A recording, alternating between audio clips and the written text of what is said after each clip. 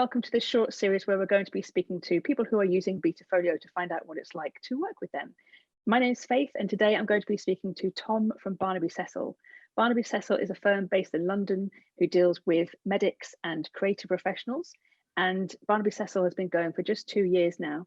So I'm going to be talking to Tom about what it's been like to put together the perfect model portfolio service for his clients using Betafolio. So welcome, Tom. Hi, Faith. Thanks for joining us today. So if you could talk us through what led you to start working with Betafolio and what the options were that you were looking at when you were searching for the right solution. Broadly speaking, we had 3 options when we set up the company.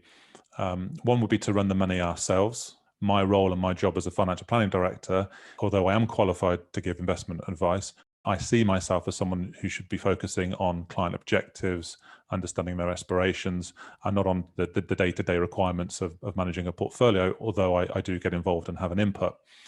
And so one of the options we looked at would be to employ a wealth manager, an investment manager, and bring them in-house and have them as an employee of the firm.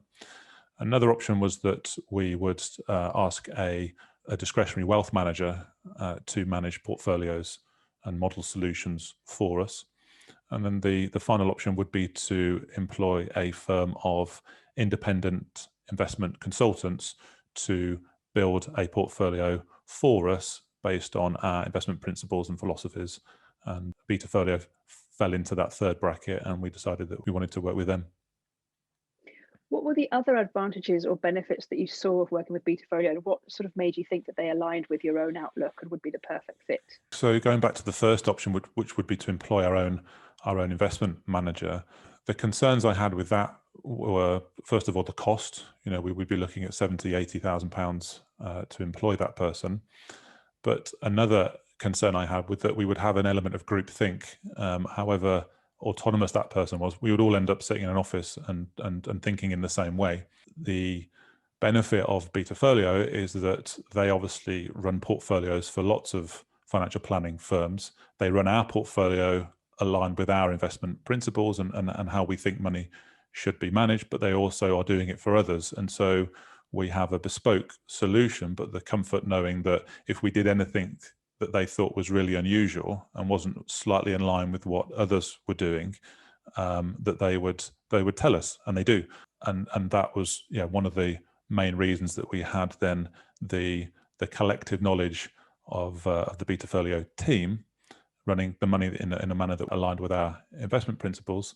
But we had the support of them as a group rather than just one individual with a lot of responsibility.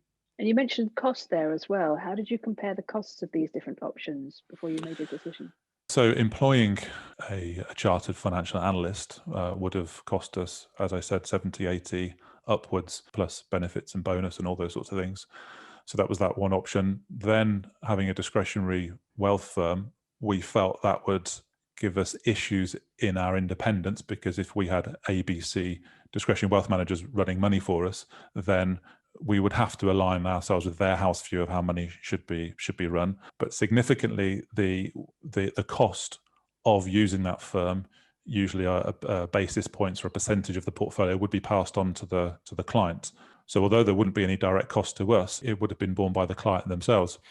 The great thing about Betafolio is that they provide the service to us for a fixed cost, and we incorporate that on our bottom line. So when we show the cost of our portfolios, it doesn't include the discretionary wealth management that they provide, because that's a fixed cost and is a part of our overheads as a business. So that gives you some great messages to send to your clients when you're talking about this aspect of your service. What else does it enable you to do to sort of help you to look good in front of your clients? Well, we talked to a prospective client who has become a client of the firm recently, and their concern was, you've got this specialist team who we say are good at all the financial planning aspects, all the tax planning, all the discussions around where the client wants to be in 5, 10, 15 years, and managing wealth for their family and passing wealth down to the children, all the sort of things that we do on a day-to-day basis. And their concern was that when they compared us to much bigger firms, was that you'd have an entire floor of investment analysts and wealth managers working on a floor that would be providing a solution to that financial planner. And their concern was that in essence, what is it, Tom, managing all my money, and what is there behind you? And without Betafolio, it would either be a discretionary team, which we wouldn't have any control of, so ABC Wealth Management, and we would be selling their portfolios. And what we were able to say is, look, there's this team of individuals led by Abraham. We've got Daniel as an investment analyst, who is our designated individual on a day-to-day basis. And then you've got the sort of strength in numbers of the fact that they're managing hundreds of millions of pounds for financial planners all over the country. And also from a regulatory point of view, if anybody comes and talks to us, as the regulator sometimes does, we have a process, we have a philosophy that we can explain, and we've got people auditing us and following that process. And it's not just in-house. We've got support from experts providing that to us. And is there anything else that you have benefited from working with Betafolio that you didn't sort of envisage, or an added bonus, if you like? I think the structure has been helpful. It saves a lot of time. There's various things you have to do from a regulatory perspective, and they provide that almost out of a box for us, so that we've got all that documentation ready. If clients want to understand in more detail how we've constructed the portfolio, that information is available. And also there's a control panel where all this information, all these documents are held, and in there they put all the background analysis of the funds that they've selected and why they've selected them. So that's all there, readily available and available in a document to send to a client. And that saved us hundreds of hours a year that we would either have to employ somebody to do or do ourselves. That's great. So you can really focus on the bit that you really, really want to be doing, the planning aspect, and leave the rest to other experts who can do what you could do, but in half the time for half the cost, perhaps. Absolutely. And we've also got a story to tell. So our portfolios are called Navigate. They are invested in a way that we think money should be managed, and we can explain that now. So we own the intellectual property to Navigate, and people can decide whether Navigate is or isn't for them, and they can understand the story behind that portfolio. But we've also got the academic rigor and robust nature of a team of individuals whose job is risk management, compliance, regulatory framework, and all those sorts of things. So we have the essence of what makes the portfolios, we say, successful and an excellent way to invest your money.